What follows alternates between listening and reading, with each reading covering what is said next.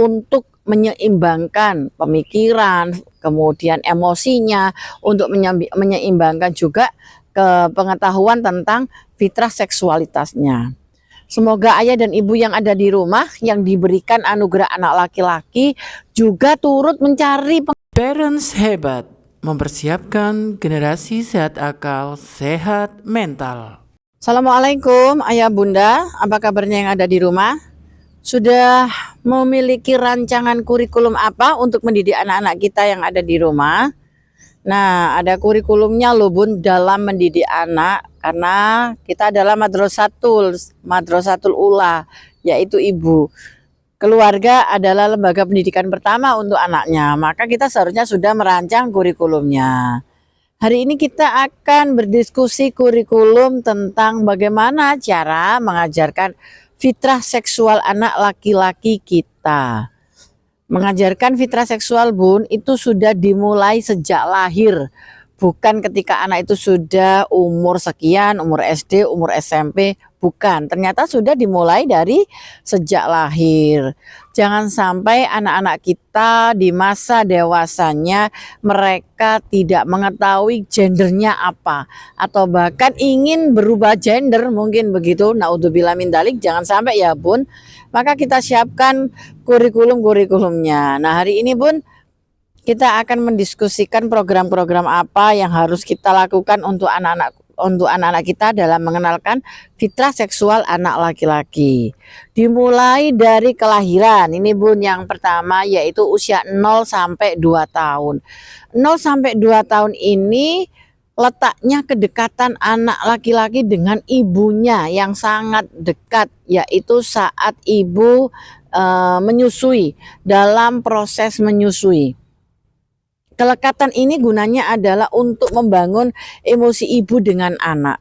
Dan ini sampai dewasa loh bun, lekatnya ikatan hati seorang ibu dengan anak.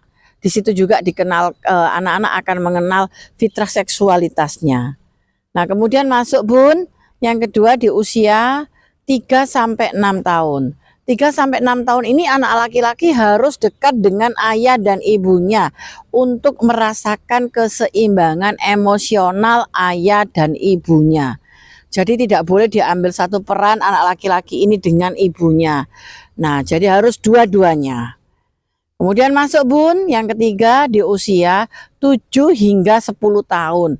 Nah, di usia 7 sampai 10 tahun ini bun, ini anak-anak yang laki-laki. Karena kita hari ini bicaranya tentang fitrah seksualitas laki-laki. Anak laki-laki ini harus dalam dekapan, dalam bonding yang kuat dengan ayah. 7 sampai 10 tahun. Agar tahu bagaimana seorang ketangguhan ayah, seorang kekuatan ayah, pengorbanan ayah, itu di 7 sampai 10 tahun ini. Keteladanan semuanya, baik keteladanan dalam tauhid dan sebagainya, itu di 7 sampai 10 tahun. Maka ayah harus mengambil porsi terbesar, porsi terbanyak untuk mengasuh anak laki-lakinya. Nah, selanjutnya masuk di periode yang keempat, yaitu di usia 11 sampai 14 tahun. 11 sampai 14 tahun ini anak-anak laki kita sudah harus kita kenalkan atau kita berikan ruang untuk berpikir secara lintas gender. Maksudnya apa? Maksudnya dengan mereka mengetahui dengan ada perempuan, ada orang laki-laki, itu peta pemikirannya itu berbeda.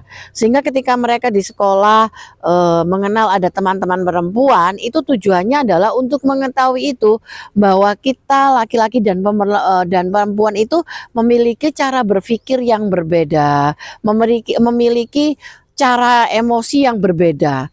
Maka anak-anak kita berikan kebebasan dalam batasan.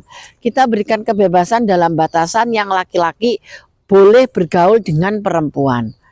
Nah, selanjutnya di fase yang terakhir, yaitu di usia 15 hingga ke atas. Di sini anak-anak sudah memasuki usia atau persiapan masa akil baliknya. Jangan sampai akilnya belum siap, hanya baliknya saja, tetapi dua-duanya yang sudah harus disiapkan oleh ayah.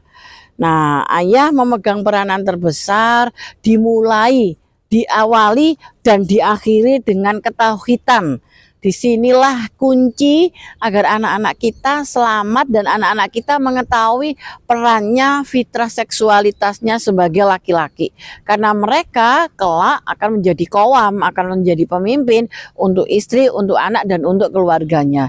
Itu persiapannya bukan 2 hari menjelang pernikahan, bukan ya Bun, tetapi persiapannya adalah sudah sejak dia dilahirkan.